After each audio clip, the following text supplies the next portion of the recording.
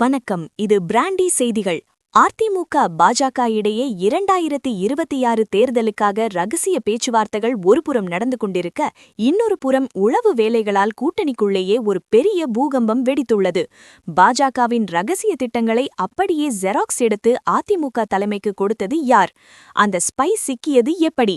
டெல்லி வரை எட்டியுள்ள இந்த கருப்பு ஆடு விவகாரத்தால் பாஜக இப்போது செம உஷாராகிவிட்டது.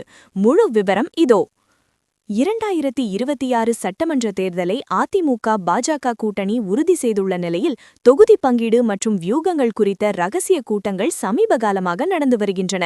இந்நிலையில் பாஜகவின் தேர்தல் வியூக குழுவின் முக்கியமான ஆவணங்கள் மற்றும் சில வாய்மொழி ரகசியங்கள் அப்படியே அதிமுக தலைமைக்கு முன்கூட்டியே சென்றுவிட்டதாக பாஜக தலைமைக்கு ஒரு பெரிய ஷாக் கிடைத்துள்ளது.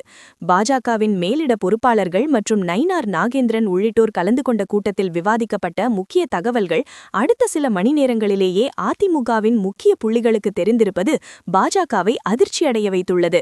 நமக்குள்ளேயே ஒரு கருப்பு ஆடு இருக்கிறது, அது பாஜகவின் பேச்சை அப்படியே ஜெராக்ஸ் எடுத்து அதிமுகவிடம் ஒப்படைக்கிறது என பாஜகவின் தகவல் தொழில்நுட்ப அணியும் உளவு பிரிவும் எச்சரித்துள்ளன. பாஜக இப்போது எடுத்துள்ள 3 அதிரடி நடவடிக்கைகள். செல்போன் தடை.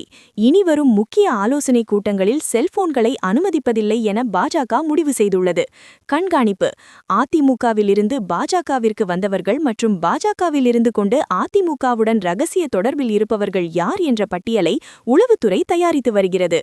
திட்டமாற்றம். கசிந்த தகவல்கள் அனைத்தும் பழைய திட்டங்கள் என காட்டி முற்றிலும் புதிய தேர்தல் வியூகங்களை வகுக்க டெல்லி மேலிடம் உத்தரவிட்டுள்ளது.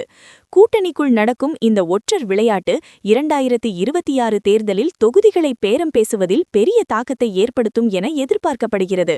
அந்த கருப்பு ஆடு அதிமுகவின் முன்னாள் அமைச்சரா அல்லது பாஜகவின் முக்கிய நிர்வாகியா? விரைவில் அந்த தலை உருளும் என தெரிகிறது. தொடர்ந்து இணைந்திருங்கள். இது பிராண்டி செய்திகளுக்காக உங்கள் அருணா.